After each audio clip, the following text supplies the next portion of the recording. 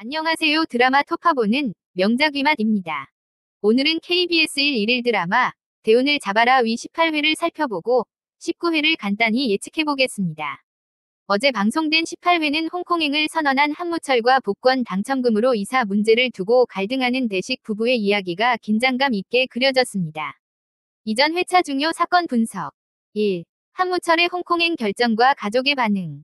한무철은 빚쟁이들에게 쫓기는 상황에서 홍콩으로 도피하려 했습니다.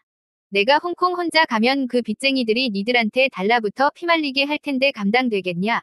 라며 아내 이미자와 아들 태하, 딸 서우까지 데려가려 했죠. 가족들은 충격을 받았지만 무철의 결정을 따를 수밖에 없었습니다. 2. 대운빌딩 매각과 최규태의 배신. 무철은 친구 최규태를 찾아가 건물 계약서를 확인하고 계약금 3억을 받았습니다. 하지만 실제로는 40억에 팔렸다는 사실을 모르는 무철에게 규태는 내가 값 후려쳐서 팔았으니 수수료는 안 받겠다 며 거짓말을 합니다. 규태는 아들의 치료비를 마련하기 위해 친구를 배신한 것입니다. 3. 김대식과 이해숙의 이사 갈등. 복권 당첨금 239억을 손에 넣은 김대식 부부 사이에는 예상치 못한 갈등이 발생합니다. 아내 해숙은 신축 아파트로 이사 가자고 제안하지만 대식은 이사하면 괜히 쓸데없는 돈만 들고 이 동네는 내가 어릴 때부터 살던 곳이라며 반대합니다.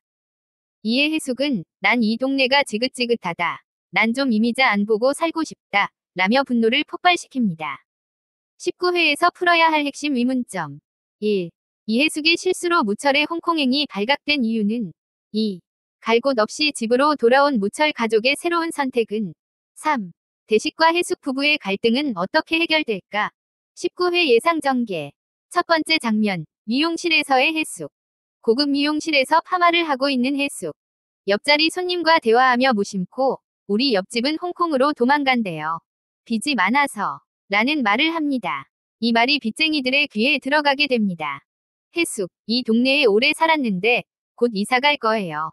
신축 아파트로요. 미용사, 이 동네 괜찮은데 왜 이사 가세요? 해숙, 동네가 너무 좁죠. 옆집에서는 무슨 일이 있는지 다 들리고 어제는 옆집에서 다들 홍콩 간다고 난리였어요. 도망치는 거죠. 빚쟁이들 때문에. 두 번째 장면, 무철 가족의 출국 준비. 한무철 가족이 서둘러 짐을 챙깁니다. 아내 이미자는 눈물을 흘리며 집 안을 둘러보고 아들 태하는 불안한 표정으로 창밖을 살핍니다. 무철, 모두 준비됐지. 공항에 도착하면 헤어지지 말고 나 따라와. 이미자, 여보. 정말 이렇게 도망쳐야 해요. 우리가 무슨 범죄자도 아닌데. 서우, 아빠. 나 친구들이랑 제대로 인사도 못했어요.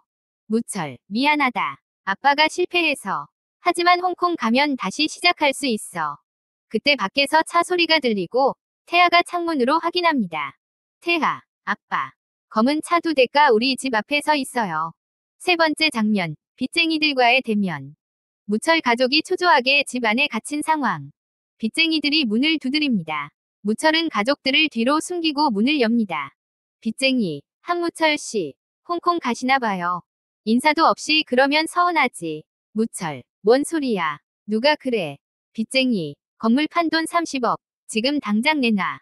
이미자가 겁에 질려 가방을 내밀고 무철은 저항할 수 없이 3억이 든 가방을 넘겨줍니다.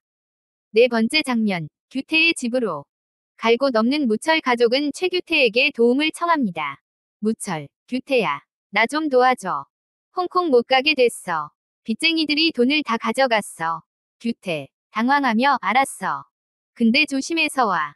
규태는 무철을 배신한 죄책감으로 괴로워합니다. 그의 표정에서 아들 치료비를 위해 친구를 속인 후회가 드러납니다. 다섯 번째 장면, 대식과 해숙의 갈등 고조. 집으로 돌아온 해숙은 대식과 다시 이사 문제로 갈등합니다. 해숙, 여보. 난 정말 이사 갈 거예요. 오늘 부동산에 가서 신축 아파트 2군데를 봤는데. 대식, 내가 안 간다고 했잖아. 왜 자꾸 이사하는 거야. 해숙, 그럼 평생 이 좁은 집에서 살게요. 우리 이제 돈도 많은데. 대식, 돈이 많으면 뭐해.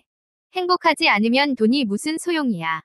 해숙, 당신이 말하는 행복은 그냥 익숙함이잖아요. 난 새로운 곳에서 새 출발하고 싶어요. 여섯 번째 장면, 규태 집에서의 긴장감. 규태의 집. 무철 가족은 불안한 표정으로 앉아 있습니다. 규태, 일단 여기 있어. 내일까지만. 그 다음은 생각해보자. 무철, 고맙다. 규태야. 널 믿을 수 있어서 다행이야. 규태의 표정에 죄책감이 스칩니다. 그때 밖에서 차 소리가 들리고 규태가 창문으로 확인합니다. 규태, 빚쟁이들이다. 어떻게 여기를. 7번째 장면, 무철의 결단과 대식의 개입. 무철, 나가서 맞춰야겠다. 이렇게 도망 다니는 건 끝이 없어. 이미자, 여보, 안 돼요. 저 사람들 위험해요.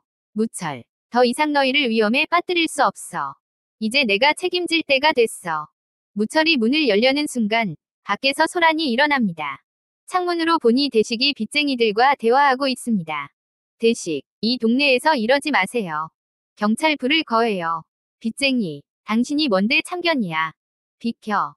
갑자기 경찰차 사이렌 소리가 들리고 빚쟁이들은 서둘러 자리를 떠납니다. 8번째 장면, 무철의 큰 결심. 경찰이 간 후 무철은 대식에게 고마움을 표합니다. 그리고 가족들 앞에서 중대한 결심을 밝힙니다. 무철, 더 이상 도망치지 않겠다. 내일 경찰서에 자수하겠어.